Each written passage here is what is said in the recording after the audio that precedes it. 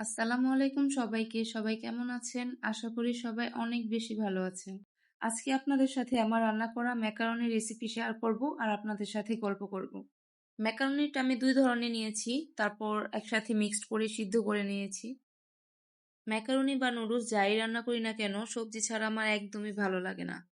আর বাসায় যখন সবজি না থাকে তখন আমি সোপ নুডলস করে খেয়ে ফেলি, তবু সবজি ছাড়া নুডলস করি না। একদিকে সবজিটা সেদ্ধ বসিয়ে আরেকদিকে মাংসটা ম্যারিনেট করে রেখে দিলাম।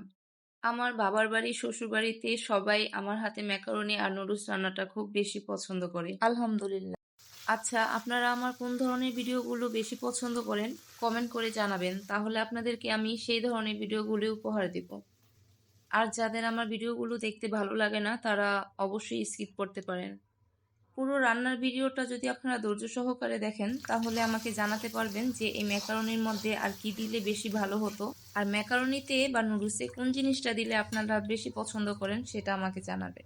আমার কাছে সব থেকে বেশি ভালো লাগে মাশরুম আর সসেস দিলে। যেহেতু সসেসটা ছিল না ওই মুহূর্তে, বাসায় শেষ হয়ে গিয়েছিল, তাই আমি মাশরুমের পরিমাণটা একটু বাড়িয়ে দিয়েছিলাম। সবজিগুলো চাইলে এভাবেই দেওয়া যেত, কিন্তু আমি একটু হালকা সেদ্ধ করে নিই যাতে কালারটা দেখতে সুন্দর লাগে।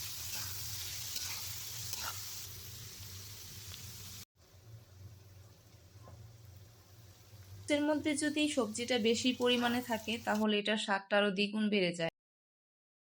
আমার বাসায় তো সবাই অপেক্ষা করে থাকে আমি কবে আসবো আর তাদেরকে রান্না করে খাওয়াবো। বিশেষ করে আমার আম্মু আমার হাতের এই ম্যাকারনি রান্নাটা অনেক পছন্দ করে।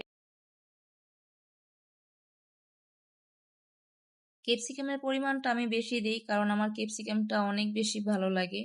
সবার লাস্টেই ক্যাপসিকামটা দিই কারণ এটার স্মেলটা আমার অনেক বেশি ভালো লাগে আর কি। আসলে এক একজনের রান্নার ধরন এক এক রকম।